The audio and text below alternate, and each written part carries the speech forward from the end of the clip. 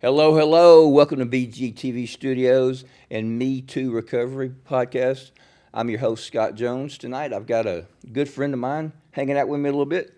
Miss Michele Odom, how you doing? I'm doing pretty good. Glad to be here. Well, thank you for coming, man. Thanks for having me. I just realized the other day that I booked in this month with you and your husband. Daniel did the first episode this month, and you're doing the last. So, Sweet. you guys are opening and closing our June. So, Good deal. so he's supposed to be watching. He better be watching. He told me that he would be watching. And so I just wanted to talk with you a little bit, kind of get a little bit of your story. How did we get to where we're at? So in your childhood, were you raised in church or how I does that- was. I was raised in church, and I've said before, I think I was born a Christian. I mean, I felt I was born a believer. I don't ever remember.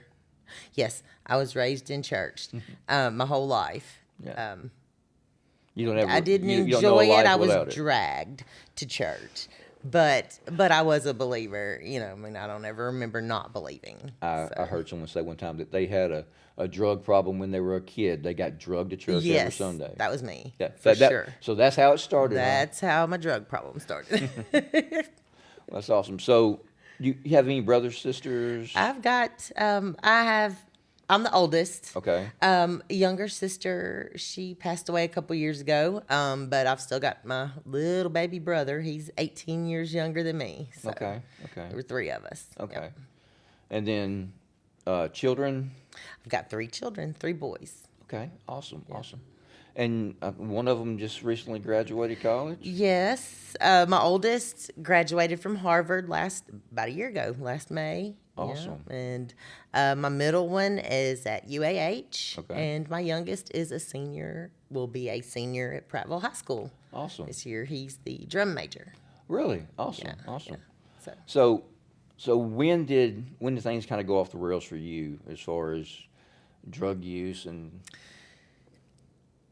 I would have to say ninth grade. We moved around a lot growing up. My dad was in retail, so we would move somewhere, open a store, whatever he was doing, and then pack up and go to the next one. Moved around a lot. We were a really tight family, and all we had was each other in all that moving around. We moved to Prattville, Alabama, summer before ninth grade, and we stopped moving. That's where we dug in roots. Daniel and, said he is watching. Oh, yay. Of course he is, of course. So I would say ninth grade was really when I started wanting to fit in. Okay. And in Prattville, Alabama, all the kids I knew all they did was drink. And that was new to me. Where I lived before, we didn't do that. So, this is what we do now. So I started drinking, trying to keep up with them, and I had a lot of catching up to do. Right. So that's where it started, ninth grade with alcohol. Kind of the same thing with me. Of course, I was a lot younger. Right.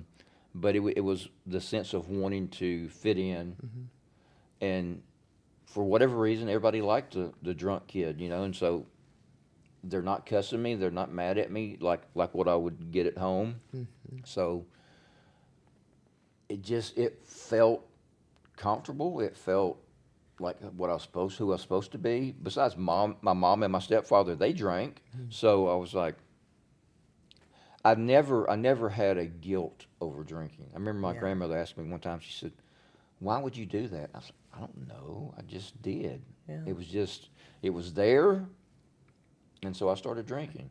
And as I got progressed in school and started going to parties and stuff, it was kind of the same thing. Okay, everybody's drinking. This is what we do. This is what we're doing. You know? And my family didn't. Neither of my parents drank ever. I've never seen them drink. Now, my dad's father was an alcoholic his whole life, probably from childhood. But around me, when I was growing up, he was the sweetest drunk ever, and I loved that man. He was my favorite person on the planet, and he had beer breath and smelled like cigarettes all the time. And I associated that with love, kind of. Right. So Smell like pawpaw. Right, right. Yeah. I always wanted to know what that beer tasted like because it smelled so good. Well, then, then I found out, and it wasn't as good as it tasted as I expected. But if you drink enough, it really doesn't matter. So Only the first taste matters. right, yeah, right. But yeah, it was funny because enough of my testimony to know I had a rough time with my stepfather. Yeah. And then by the time my son came along and we would go over there, he was the sweetest old man ever. I'm like, who is this dude? He, Right. never got mad at Drew. Yeah. I couldn't get anything out of the store. I had to steal from the store.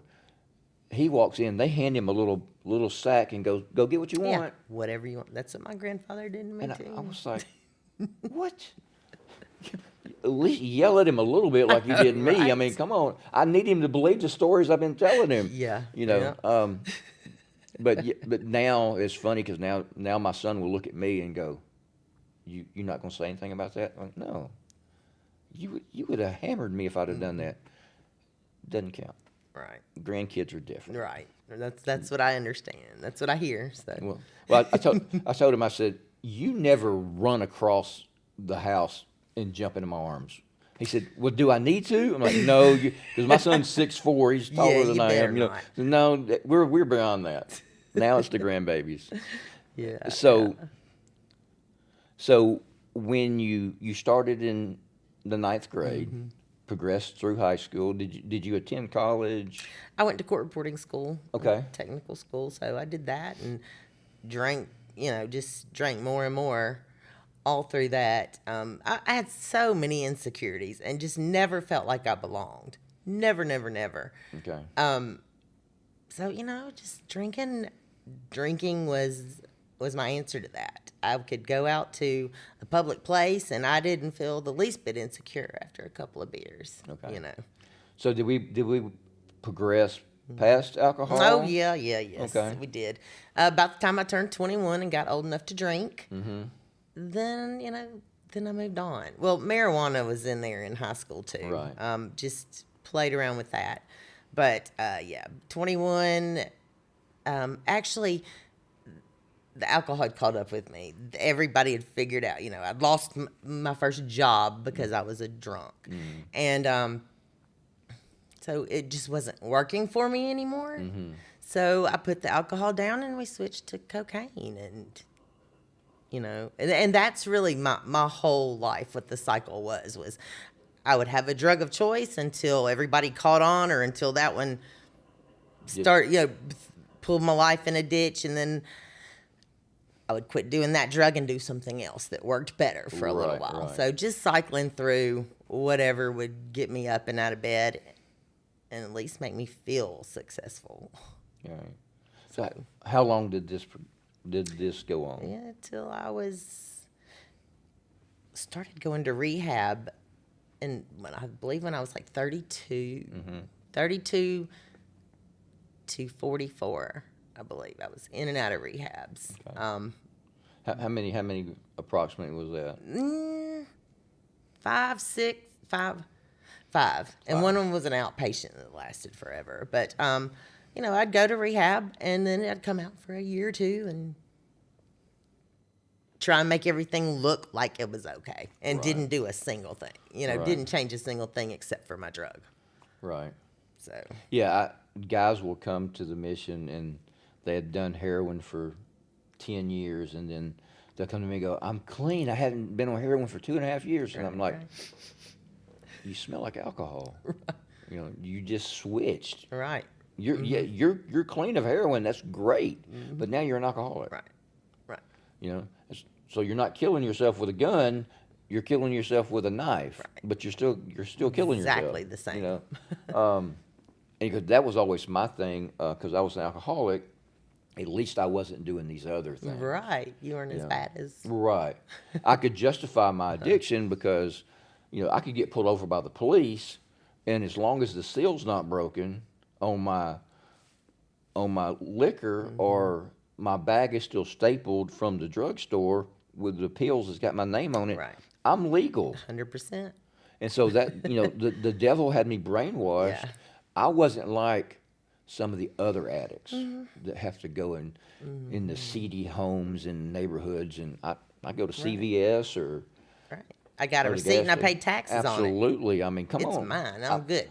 I'm helping the economy out. Y'all get off You're my welcome. butt, Yeah, yeah. But yeah, that's just some of the devil will convince us that you're okay, Yeah, and I'm sure you went through that too, that you're good, you're good. absolutely. They don't know. As long as they don't know, nobody's dogging you out, so everything, life is wonderful. Yeah. If Until they're it's not. believing the lie, then I'm good. Yeah.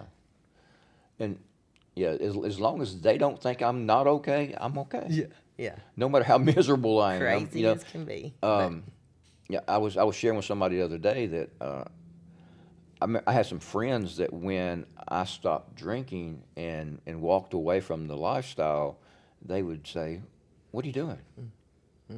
I said, "Well, I'm an alcoholic." No, you're not. You still got your job. You still got your place to live. You still got your car. You hadn't been arrested. And You're not an alcoholic. You don't even drink as much as I do. Yeah, I know. You're an alcoholic too. right. Yeah. That's why we can't hang out anymore. Exactly. And so people, places, and things have to change. Right. So what was the wake up call for you that really shook you after 5 rehabs and you went, hey? Well, I mean, I abandoned my family, my children, everything. For the first time, I walked out on my family. Just left and chose the streets instead. And I really still didn't think that there was anybody that could help me. I could go to these rehabs that I'd been to and I could teach the classes. I could do that, but I wasn't going to walk it out. But the change was the faith-based. When I finally went to faith-based, and it's like all this Jesus that had been poured into me, shoved down my throat my whole life as a child. Oh my gosh, this was not something new to me. This is it. I was remembering, it was coming back to mind, and it all made sense. And that was the answer. Right. He was the answer, and I had him the whole time. And just things started coming to life that I'd heard in church that didn't make a bit of sense my whole life. Made sense in rehab, Right. And he saved me. Now you understand grace and mercy and forgiveness. Yeah. Yes. Where before it was just words. It was just a story somebody told me. Yeah. Oh, that's cool. Jesus forgave that person. Yeah. Awesome. Gave for them. Right. Yeah. For me, it was always. I've never not believed in Jesus. Right. But that's for you. That's not for me. Right. That works for you. It doesn't work for me. Jesus loves you. He doesn't love me. I didn't know what to do with the Jesus. Yeah. I mean, I was like, yeah, okay. I believed I was going to heaven, even though I was, but I did not know him. I didn't know him. Yeah. I just knew because they told me I got baptized. I'm going to go to heaven. I'm good. There's my ticket. My pass to sin. Yeah. That's my pass to keep on sinning. I'll see you at the end, Jesus. I'm going to have fun until then. Yeah, I mean. Yeah. Yeah. Yeah. Just trying to make it there. Trying to make it. But it's funny because when I first came back to the Lord, the whole goal was if I can just slide in. I'm thinking, right. in my mind, I'm just envisioning, they're opening the gates a little bit and I'm sliding through and I'm in the back, on the back row back here, and they don't even know I'm here, but shh, I'm in heaven. Right. And as you walk it out and you follow the Lord and you are obedient to him, he starts giving you a hunger where now it's reaching one more. It's like I talked with Daniel earlier, and we were talking about you coming on, and he said, all right, talk to you later. Y'all go fishing. You know? Yes. And that's what it's about. It's about catching one more. Right. And now I joke with the guys at the mission all the time. Now I don't want to just slide through the gates. I want to kick the gates open. I want to hold on. There's more coming. Come on, guys. Come on. Hold Right. up. They're still coming. Right. I want to flood the place Absolutely. to know that what Jesus did for Scott, and I know he would do it just for Scott, even if he did come by himself. I get that. Right. But for me, in my heart, in my soul, I got to do more. Yeah. One more. Right. Just one more. Right. Just one more. Just give me another day, Jesus. Let me reach one more. Just one more. Scott, you said that 100 times. Good, then we're going to shoot for 101. We're not done yet. We're not done yet. Right. And so that's been a blessing in my life, that someone that thinks as little of themselves as I have, you can use that person. Right. You love that person. You forgive that person. Because I hated my stepdad for a long time. The only time I remember praying as a kid was one time my stepdad thought he was having a heart attack. And I was like, okay, now's your chance. Get him. Right. And Thank you, Lord. I was earnestly praying, please take him. Yeah. But if that would have happened, I wouldn't have had the joy of forgiving him when I was 38 and leading him to the Lord. I was going to say, and the leading him to salvation. Which is still, that is the best day of my life, because that's the day that God became bigger than the boogeyman in my life, bigger than my fears, bigger than my worries. Right. And he showed me, do you still doubt that I love you? Nah. I think I'll believe you. I I reckon. I think you win. Yeah. And then he turns around and then he uses me all these years. It's just incredible. Yeah. It blows my mind that, like you said, the hunger. I want people to understand. I want people to experience. Yeah, there's the getting in heaven, okay?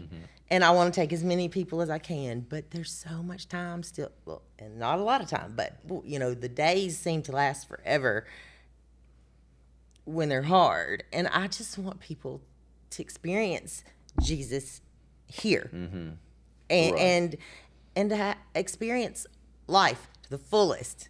The promises that he tells us aren't just for on the other side; they're for here, and I want people to experience that here. Yeah, it still blows me away working downtown. And I'll get to work sometimes 7:30, 8 o'clock, and I hear people screaming, and I'm like, dude, what are you so mad about at 7:45 in the morning? But it's because they don't know that peace. Right. They don't have joy. And that's the people that I want to reach. That's one of the reasons I love being at the mission so much, because some of those people come into our noontime lunch, and I get to tell them, God loves you, and they just kind of look at me, and then I'll go, no matter what you've been through, and then you kind of see them like, I know that's what you're about to say, Right. And it is so liberating to know that God can use a mess like me, Yeah. And that's what he's good at. Right. I mean, he's good at everything, but that's a specialty, to be able to take a mess. And that's what I love about what you guys do in CR, because you're dealing with messy people that have given up on God, given up on religion, given up on church, given up on themselves. And many people just, this is who I am, this is where I am, this is what I'm going to be, nothing I can do about it. It happens, and every other week they get to hear somebody share their testimony saying, I was where you are, and now I'm no longer where you are. Right. I felt hopeless, now I feel hopeful. Couldn't nobody help me, now I'm helping everybody I can. Right.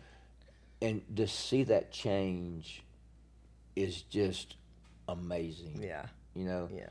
That's why I get up in the morning. Yes. Exactly. I don't know if anybody likes their job. I love my job. Right. Right. Yes. I love what I get to do. Yep. We got a pastor that used to be a chaplain with us, and his wife will always go, need you to open a Sister Brian's. I know. Yeah, and she's like, I want to do what you get to do, and I'm I do like, too. oh my gosh, I wish you could, because it's so much fun. Yeah. And like you said, a faith-based program. Our objective, we consider ourselves, we're not a drug and alcohol treatment Right. program. We're a discipleship program. We're going to lead you to the Lord, and He will lead you away from the drugs and That's alcohol. I tell guys all the time, I never quit drinking. It doesn't fit in my life anymore. Yeah. Right. The things I do for God said, well, this has got to stay here. And I'm like, okay. Yeah. And I went with Him. Right. Some things can't go along with you. Absolutely. There's people and things that have to stay, that they get broken away. Right. And, there's still alcohol. Like, I stopped on the way here to get me a drink at the gas station, and there's plenty of alcohol in the gas station. Right. But it doesn't even catch my eye anymore because it's not a desire. Right. Because I can't be who God created me to be, being that person. That person was self-centered, Right. And like you said, and I love you, but when you leave your family, that's self-centeredness. Yeah. Yes. But when God brings the family back together, as He's done with your family, Right. that's the healing power of obedience. Right. Well, and there's He didn't put my family back together like the picture I would have had in my head. Or even like most people that talk to me, like, so tell me the story of getting your kids back. I didn't. I didn't. And we really don't have wonderful relationships yet. Yeah. And we may never, but they do speak to me. We talk, we get together. And sometimes I struggle with the guilt of following the Lord or going back after my children. Yeah. And Well, they've grown up. They've grown up while I was running the streets and finding the Lord, or while He was finding me, while I was being found. Right. So I'm just trusting Him. I never went back to be mommy. Yeah. But He's got plans. Right. And I'm here for it. Right. And I know as long as I follow Him that I'm right where I'm supposed to be. Well, His word declares, if you seek first the kingdom, all else will be added. That's right. Right. That's and right. families all else, jobs are all Right. else, relationships are all else. It's just about you and Jesus. Yeah. And that's the thing. You don't have to get my relationship. Right. You don't have to understand Right. our relationship, but I want you to have one too. Right. Exactly. And yours isn't gonna look like mine. So I tell the guys all the time. Comparison that can destroy you. Yeah. Comparing yourself Oh man. or Look, your recovery to others. I've went through that. Because I had people tell me there's a calling on your life. And it's like the whole time I'm going, I don't want to pastor a church. Right. But then I see people that I led to the Lord pastoring churches. And I'm like, well, hold on a minute. Is that not supposed to be mine? Right. Right. And God had to go, no, that's not what I had for you. This is what I have for you. And there again, He was right again. Right. I love what I get to do. I hate to call it a job, but I'm there 40 plus hours and I get a check. And That's a job. it's a job. I've always looked at it as God saying, "You do this, I'll take care of the bills." Right. Cool. Yes. And He does. Yeah. Tell me a little bit about y'all CR. Y'all got a big event coming up.